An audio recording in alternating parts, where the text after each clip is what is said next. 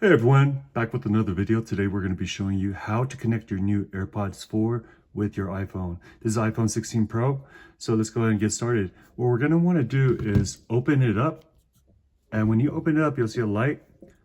Go ahead, tap it, and when you tap it, you want to make sure, so we're going to tap it twice, and then once it starts blinking, then we're going to be able to connect through Bluetooth.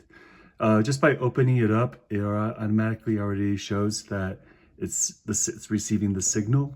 So go ahead and push connect with iCloud.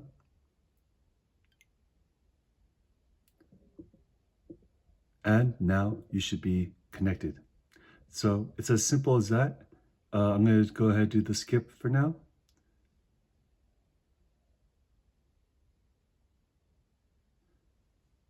And now we are connected, and as you can see, there's many options, so you can go through that.